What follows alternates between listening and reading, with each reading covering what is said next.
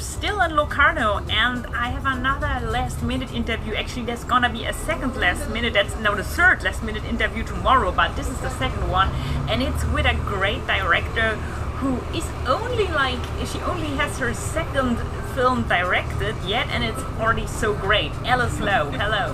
Hello, lovely to meet you. And you might definitely know her first written feature, which was Sightseers. It was a very dark serial killer comedy. Then your second feature film, which you also directed and wrote, Prevenge, was again a serial killer story. And now it's interesting because we have serial murder in the film, Timestalker, that's running out of competition in the Piazza Grande.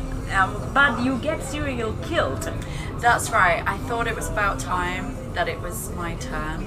Because this is the thing, if you kill lots of people in a film that you've written, you feel so bad for the actors with all these prosthetics all over their face or their head, and they've got blood coming out of them, and then you put them in a ditch or something, and it's cold and it's dark. And you just feel bad that you're doing that to them. And I was a bit like, I should really just do that myself. I should do it to myself. Which is really weird.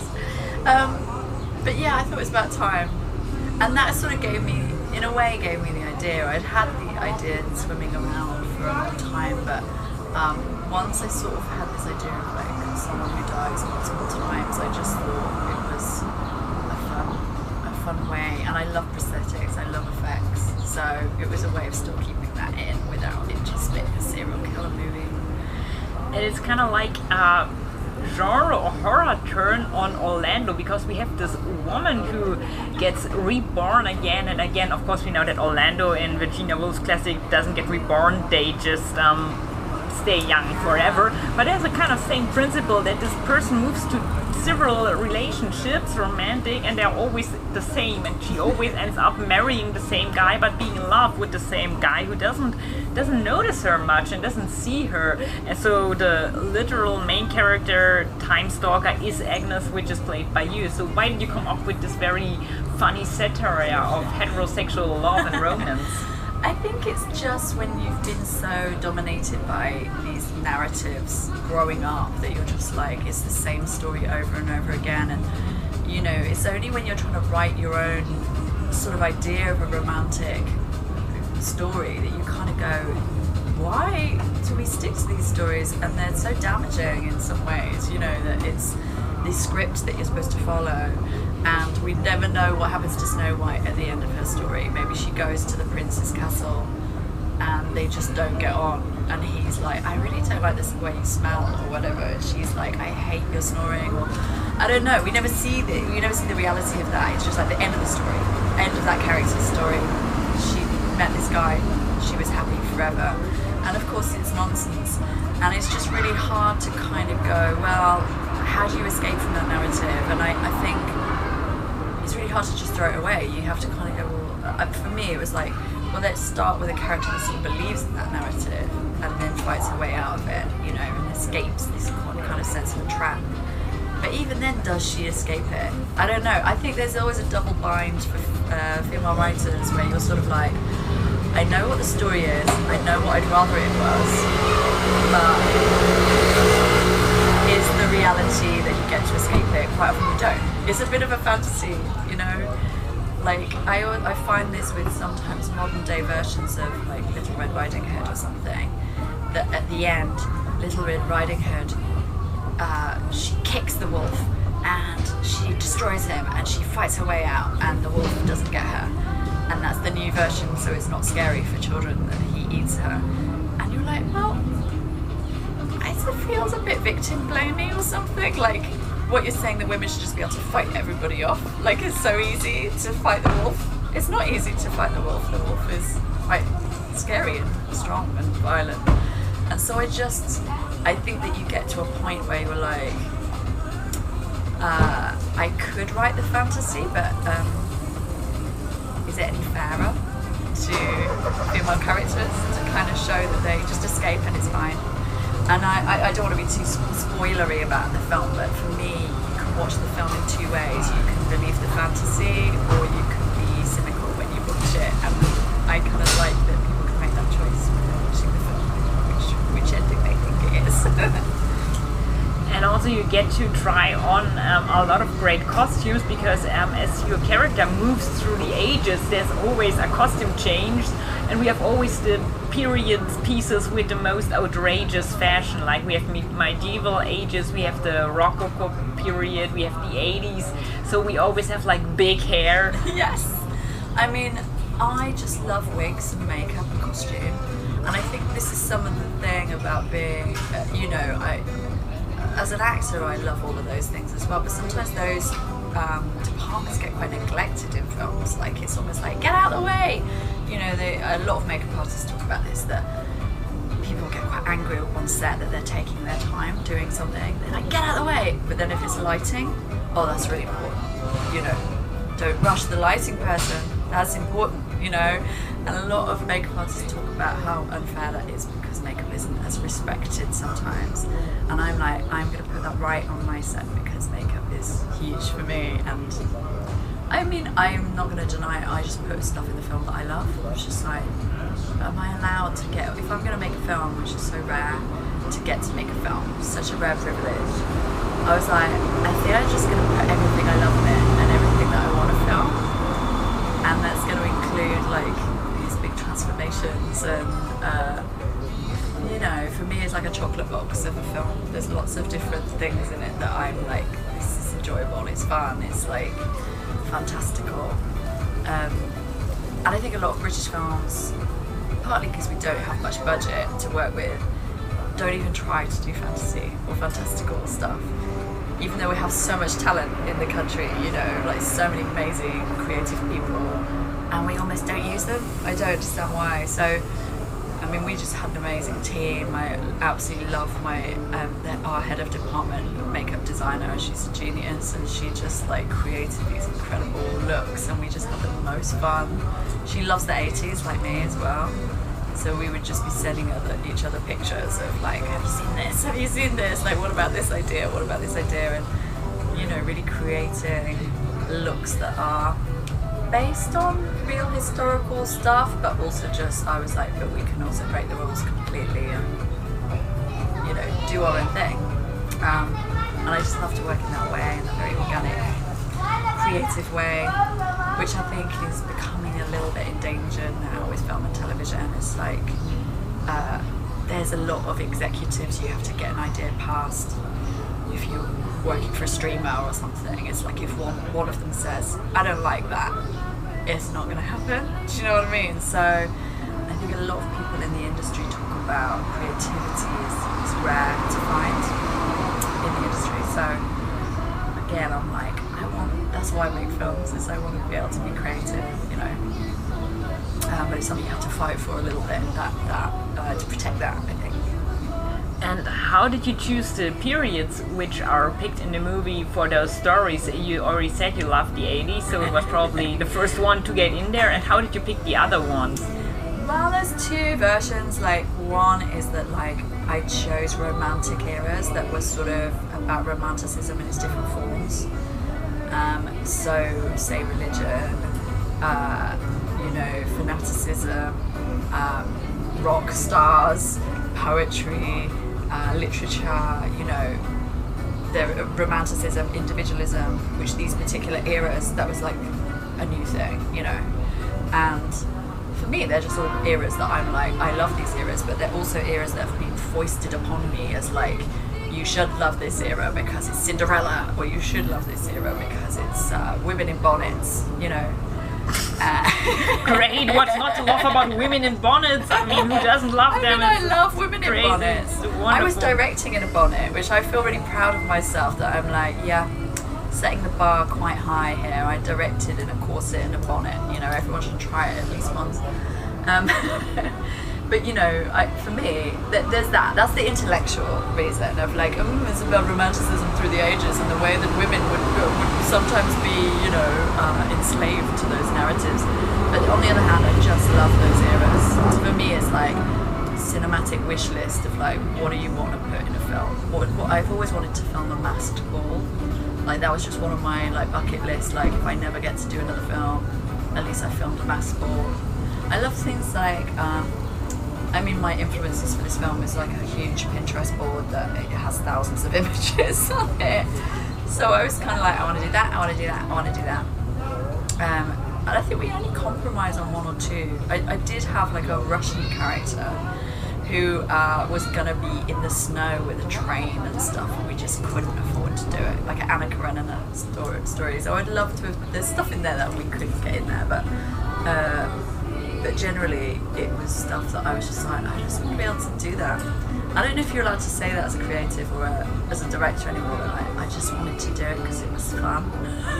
It's fun to watch. I think if people have fun making a film, it's more likely to be enjoyable. That's what I personally think, especially if it has a big comedy part. I agree totally. I kind of feel like losing the fun and stuff is really dangerous. You kind of go, well, if we're going to get robots to write everything in the future or whatever, then the human element of making stuff is gone, you know, and it's like, I don't know, when people say, I made a cake with love and the cake was imbued with love or whatever, or a meal made with love or whatever. I think that's true with a film. You sort of go, I just wanted like the cast to be this gang of people that you felt like you wanted to hang out with because they were having so much fun, you know, and we did have loads of fun making it. And you know, I was very like, I want people to be able to play around and improvise and stuff, so that just made it a nice environment. And then you hope that translates in terms of people going, oh, I feel like this is a lovely sort of safe space, you know, even though dark things happen in the film, that it's sort of like you just want to hang out with those people, be with those people. And again, that you can't take that for granted on everything that you make, you know. And I know that as an actor, you arrive on set and you know within 5 minutes whether people are happy or not. You know, this is not a happy set. Oh dear, you know. And it will usually be the producer or the director, and vice versa. You know, within 5 minutes whether everyone's having a lovely time. So you know, I try to kind of go. There has to be a warmth about this and a humanity to the way we work. And that will hopefully come through the film as well. And how much of the scenes were improvised? You already said that you did improvise a bit, so was it very much written in the beginning, or did you say like, okay, let's go wild?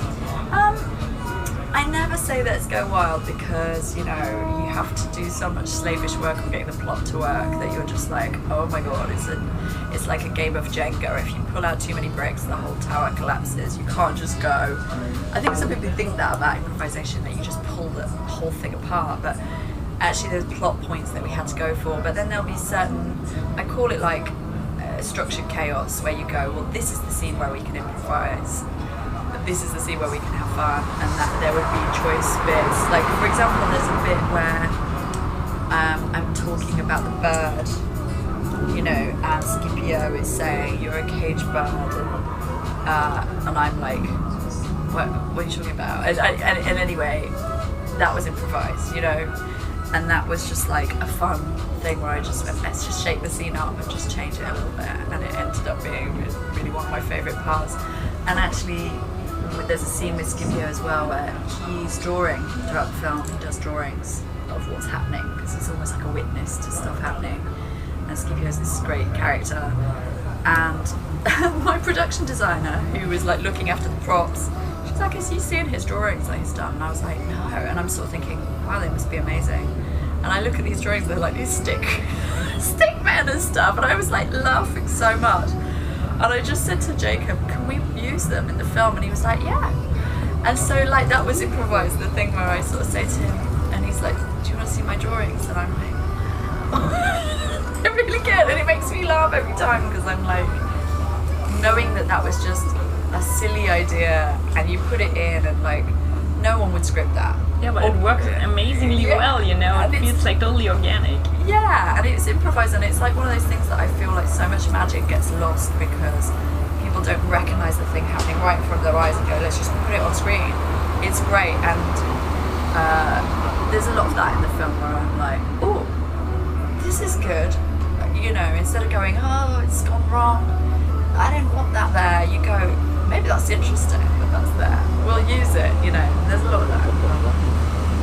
And it's also a very queer movie, and interestingly, I don't want to spoil too much, but we have a very nice, elevation of queer love in the end, because one of the best friends of the main characters is actually queer. We also see like that queer love can be the better love, or the more honest, because you have to fight for it much more. Yeah, well, I wanted that to be, I mean, for me as well, I was kind of like, it's that thing of recognizing what's good for you as well, which I think, there's a lot about her recognizing her sexuality, which she was repressing, and that's not good for her. Repression is never good for anyone. But also the sense of like, hopefully in the future there's more freedom to just not be in these little boxes that people get put in, you know, and that I sort of almost feel like it really doesn't matter who she falls in love with. Her real love is it's just the person who spiritually is connected to her, you know, and that's the healthy way to live her life, you know. And so, to me it was kind of like, that's how you finally kick it into modernity as a narrative, to kind of go, no American rom-com would do that, would have like someone end up with their best friend. They'd be like, oh, we might alienate certain sections of America or something, you know. And so I was just like, you know, this has to happen, because that's just how to make a modern narrative, where I hope in 20 years time people don't even comment on it. They're just so normalised that they're just like, that's just who she loves, that's not a problem. And actually, like, I talk to a lot of, you know, I have kids, they're quite young, but a lot of people who have like teenage kids who are like, sexuality is so not a big deal for them, which is so lovely, you know, that they're just, someone's gay or straight or whatever, it's so not an issue. And you go, that's like the goal, you know, that you hope that it shouldn't be. And I hope the film sort of goes some way to going, that doesn't, you know, it's a queer movie, but it's also like a movie for everyone, because I feel like everybody should be able to accept that narrative now and not be shocked by it, or not go, oh, wow, there's a twist. You're like, no, that's just the right thing to happen, you know.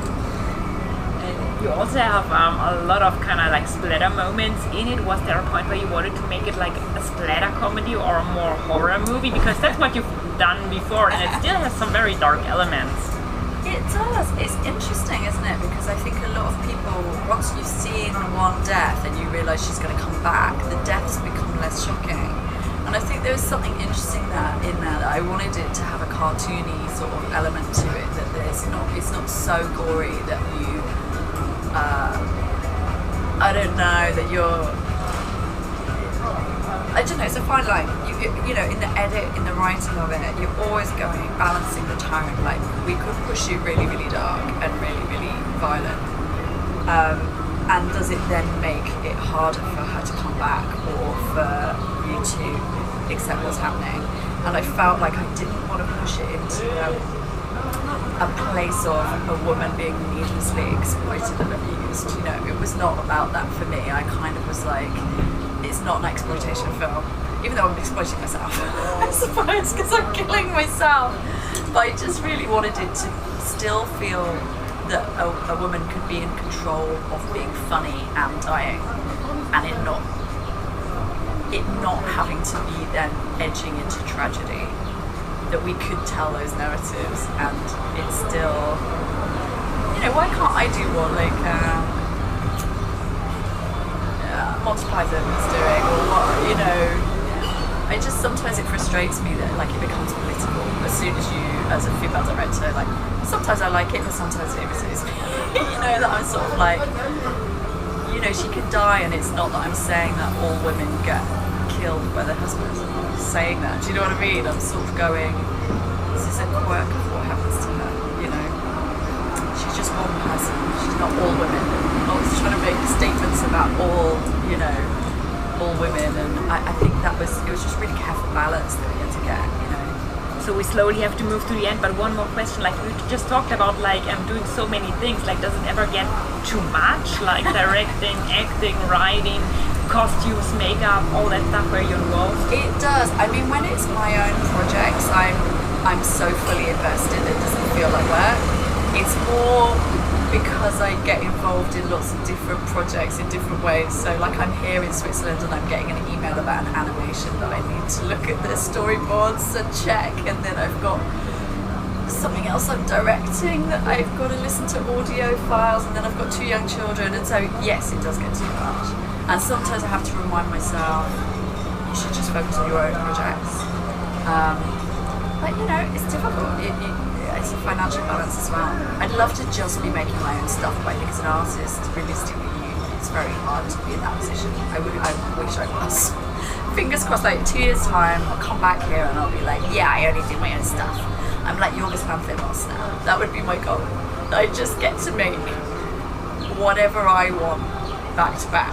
But at the moment, I have to do other bits of work, and that makes it very tricky, actually.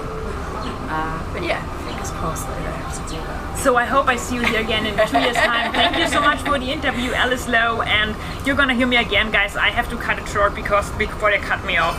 Bye bye.